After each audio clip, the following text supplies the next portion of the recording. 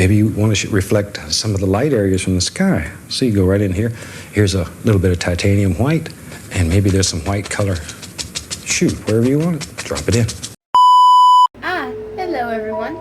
You just caught me in the middle of getting ready for today's episode of A Tribute to Mastery, where we are recreating yet another Bob Ross painting. Now, we have our colors ready here. We're using white, red, brown, green, yellow, and blue. I'm using our lighter blue today. And of course we have our water ready, just ready to go. Nothing fancy, just regular water, regular tap water. Alright, let's go ahead and get started. First thing we do is we get some red into our brush here, and we've already covered the canvas in a layer of white paint, so we can easily watch as it begins to blend in with it, and it makes it more of this pinkish color. Not nearly as bright red as it was previously. So we're just gonna go in here and we're covering it up about up halfway, just about. And if it's not entirely perfect, that's okay. We don't need it to be perfect right now. And then we can go in with some blue, and we're gonna start mixing the two together with bits of the red pink still going through, but it's primarily now this bluish color. We can just go in here and we're going to use this and create a bit of a base for what we might need later, just in here. And then after this is the point where we're gonna want to clean out our brush, make it nice and clean, and like I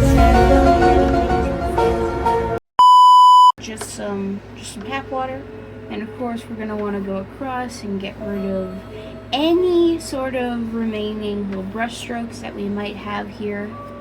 Get rid of anything and everything. And then, using that same brush, we're just gonna dip it into our brown, as well as just a little bit of red. Just a little bit of red. And we're gonna start making some tree-like shapes by just going in here and twisting our brush a bit, bringing it down here, right in here. Then get more of the color, and then we can do the exact same thing right next to it. We've already got some basic tree shapes. And we're gonna wanna kinda halfway have this just about all over, so we can, doesn't need to be exactly perfect because there will be more. You don't usually want quantity or quality, but right now, because we're gonna have so many trees, it's okay if one or two of them look a bit off, because frankly, pretty soon that's not gonna be the thing that your eye is drawn to. It'll be what's ever in front, which we won't know until we actually do it. So for now, we're just doing it to do it. Making some basic tree shapes for the eyes to view in the background. And of course we want something over here. Plenty of it. You know, I heard that this painting that I'm recreating right here was one that he dedicated to his mom, which I think is very nice. Mother's Day is long since passed, and pretty soon it's gonna be Father's Day. But you know what? I think that's sweet, and I'm glad that there are still kind people out there. And we're gonna want to go in with plenty more of the color, darken it up a bit, and we'll just add some down in here. Maybe it's some bushes, maybe it's some land. Who knows? It's all up to what the viewer sees. Yep, I think I know what we're doing. We're just bring it down here. We can just really pull it down here. It doesn't matter. We can do it. Do it however we want. You know, this kind of reminds me of when I was younger and I'd have to go to like the bus stop or whatever. Wake up super early and the sky would be just barely illuminated. And every now and then there would be the beeping of buses and cars and stuff. It's a very nostalgic sound for me, the sound of a bus. Especially times where it would be still dark out and we'd have to get up early to catch a train, or not a train, sorry, a bus that we could go to the airport because we were going somewhere in a plane that day. It's happened to me quite a few times, and so anytime that it's dark out and hear sounds that you usually hear out of a bus, like beeping, the exhaust, anything like that, it reminds me of that, and it's nice. And we're gonna mostly want to cover up most of this white here, so we're we're just gonna do it all in here. And then, of course, with that same color, letting it red and brown, we're gonna do the exact same thing on this side too. We're just, okay, we're making our little outline here, and we can do the exact same thing just here. We've already turned this from just a vague shape into something that's underneath all of this land and brush and greenery. It's not quite green yet, but it will be. And then we're gonna want to take our little tiny brush, or what he calls a liner brush, and we're just going to dip it into some brown paint and then get it a little bit wet to make it thinner, and we can start adding our tree trunks. The paint will break naturally, which honestly kind of works in our favor here, so that's okay. We can just add them just about anywhere we think we need them for our tree shapes we added. That's actually a really nice one, so okay, and we're gonna do the same thing here, hopefully. You don't want to push it in too much, because then it won't look quite right. And you'll kind of be able to tell what it is, but it won't look quite obvious. Oh yes, that is 100% that. You'll be like, oh, okay, I know what a tree looks like, and that sort of looks like a tree, so that's probably what it is. But your brain won't immediately go, oh yeah, that's definitely a tree. At least it won't be like, that's a realistic looking tree. So you gotta be really careful with that. And of course we can get a little bit more wet if we need it to. Don't want too much paint on your brush, because then suddenly you got the entire thing coated and you barely use any of it, and then you get more and more, and suddenly at that point you're just kind of wasting paint. You might be wondering, why would you add water to it? Well, it makes it flow 10 times easier. Just because as acrylic paint dries, it tends to get sticky, like really sticky. Like to the point where you might be trying to paint something, and then suddenly your brush, it moves the entire canvas instead of, you're moving the paint around on the canvas, which isn't quite what we want. So we fix that problem with adding a little bit of water. We're trying our best not to rub super hard into the canvas, because of the way friction works, it can be difficult. And we're almost done. We just need a little bit more. Plenty of water. And then of course we're gonna go in with our yellow, because we're doing trees. Always do yellow with our trees. And we're just gonna start layering, peppering in some yellow. If you can, the easiest way to do this is to only get a little bit of paint on like one side of the brush, so that whenever you place it down, you don't get big gobs of it, you just sort of get it in these fancy little layers, which ends up looking quite good. Hey, look at that, that's pretty cool. Never underestimate the fixing power of just a little bit of layering, because it can make your painting go from just okay to that's actually really good. Which I'm not sure exactly how you would put that, but you know what, that's okay. And the easiest way to do this is to do this sort of zigzag pattern. And your paint's gonna start mixing soon, so you're gonna wanna keep going back in, getting more paint, so that it stays that same yellow. And also, you really don't wanna get impatient with this, because then you start getting sloppy and start getting paint where you don't want it to be, and it starts to not quite look how you want it. And that's really unfortunate. You don't want that. That's no good. And what the heck, we can have this specific tree have a bit more yellow than usual. Put it all up in here. Don't want too much though. Just one side mostly. Just go in here. And just like that, we've got some actually halfway kind of nice looking trees. Maybe we'll mix in a little bit of red into there with our yellow. Now we can start putting in some orangish bushes down here. Isn't that nice? Simply need to just dip your brush into both colors, and then all of a sudden we've got some orange going, or red and yellow. You're gonna want more yellow than red though, because the red is very, very much more strong than the yellow. Not quite on fire, but close enough. You're gonna want to have to diffuse this just a bit so that it looks less like fire and more like actual bushes. Maybe this right here, and there we go. And then what I think we're gonna do is we're gonna get some brown, just go right in there, and we're gonna put a little tree right in there. It doesn't have to be super big or super fancy.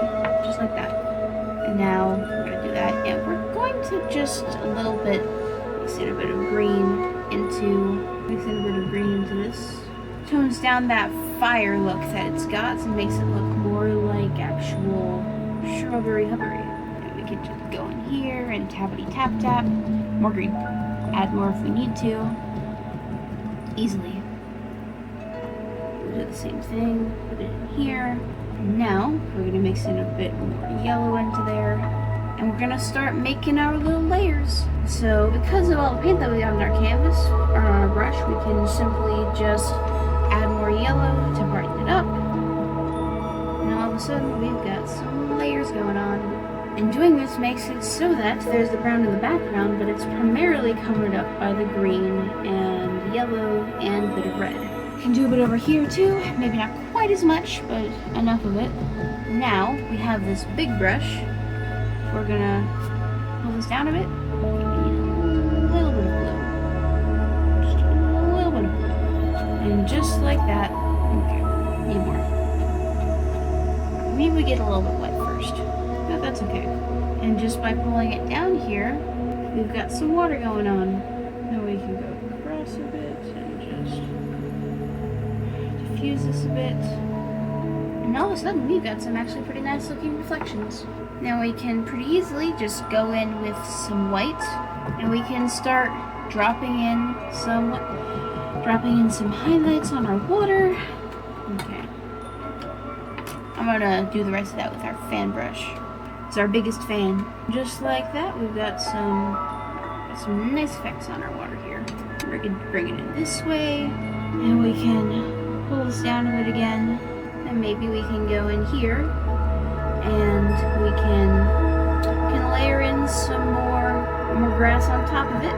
Make it put it even more into the background. Just like that. Get a bit more yellow. Then we can go with some brown and we can start adding our little bit of our dock, or maybe our bay right here. Between where the water is and where the water stops and where the rest of the land is. And just like that. There, right in there. Need kind of a bit on every side. Just like that. You can go in here and we're just gonna, we can put in some white layers, some white highlights. We're just adding plenty of variation in the color. This is why you don't want to just flick all across it. Just because, well, frankly, that's how you get one fancy mixed color, and that's not really what we want. Technically, can have one solid color, but it won't look quite as good as if you have it as a bunch of colors that are layered to become one unified idea. We can even go in here, and why don't we extend it out this way? Okay. Just gonna make a little bit of making a little bit of a guide for us here. Don't want to make it too big. Now we can go in here with our brown and our yellow and our green and stuff, and we can cover this part up, because right now it looks more like astroturf than anything, which I always thought the word astroturf was interesting, which is kind of a weird tangent to go on. Like, I know, like, yeah, turf is like land, but astro? What is it, like space grass? Space grass? Is that a thing? Because I know that astro basically means space. I'm pretty sure anyway. Because astronaut, which translates basically to star sailor, which, you know, astro means star, so star turf? Star ground? Which is like, is it because it's fake and it's fancy? I don't know. It's weird. I think we're gonna go in here with a bit of our brown and maybe a bit of blue. Plus a bit of white. Yeah, a bit of white.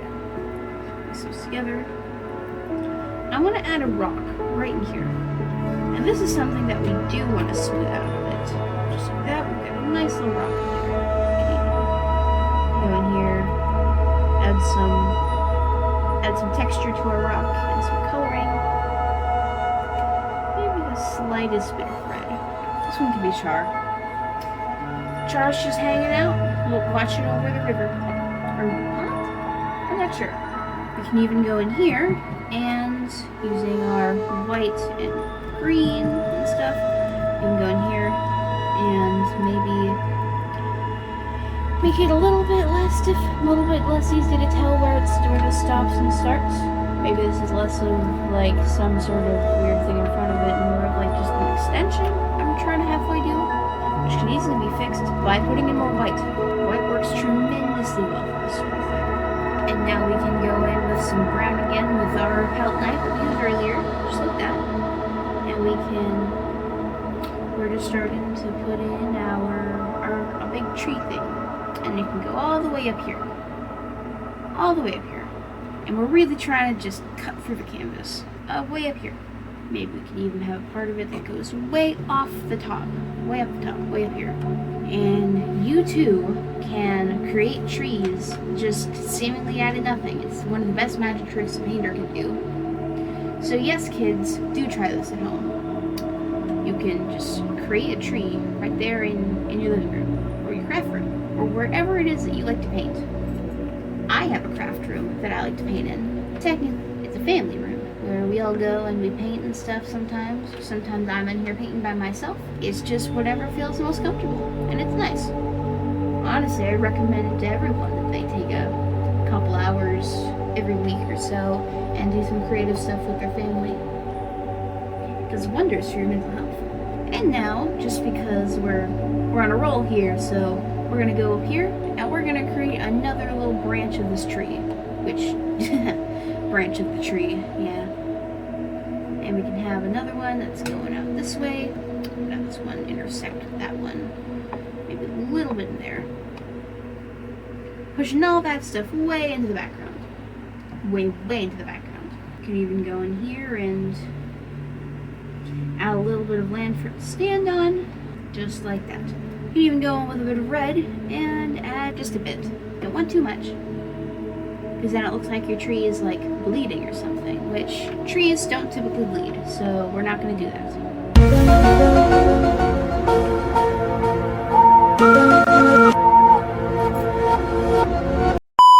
And I'm just going in here and placing it all on one side. It all goes on the same side of the tree. You're right, technically this tree's left, which I'm not sure if that quite matters, if the tree has a right or a left. Because the tree doesn't exactly have right or left hands, so why would it need to know the right from left? Well, or for your own convenience, really. But you too can teach your tree its right from its left today. Look at my course online. No, I'm just kidding. But yeah, wouldn't that be funny? Maybe we'll go ahead and we'll do the exact same thing with blue on this other side. This tree's a bit closer, so it makes sense that it'll have more detail. Way up here. Way up here. This is a very fancy flavored tree. Half of it is cherry flavored, and the other half is blue raspberry. Even though raspberries are not blue. I don't know where the idea for blue raspberry even came from. I mean, purple kind of makes sense, but purple is kind of owned by grape. I guess they weren't sure what to do for blue. I mean, blueberry exists, but blueberries are purple. Blue doesn't usually appear in nature very often. And then we can even go in with our blue, add a bit on this side, and then we'll even go with our red, and we'll add a bit of red on this side. And all of a sudden we have a very delicious looking tree. Maybe the entire thing is raspberry flavored. We've got blueberry raspberry and then regular raspberry. I guess regular raspberry would have to be purple. But anyway, you know what? I liked doing that tree so much that I think we're going to keep going a little bit and we're going to go ahead and sign our painting with plenty of water. So I'm going to put it somewhere, and you know what? I think today I'm going to show you just because I had so much fun with this one. And we're just going to do it right in here, right up here. Right here in the corner. Easy to see. Okay, I think that's gonna be about it for this one. I think we did a really nice job with the stuff in the background in the sky. The two ones we just did, like yesterday as well as today, the paintings themselves are actually quite similar, which makes me wonder if, like, if it's possible that this is the same area, just different times a year. Probably not, but it could be. Maybe this is just the same snapshot, just a couple years apart. Who knows? But anyway, I think that's gonna about wrap it up for today. So I will see you all next time. This is the painter signing off. Alright, so long. Farewell.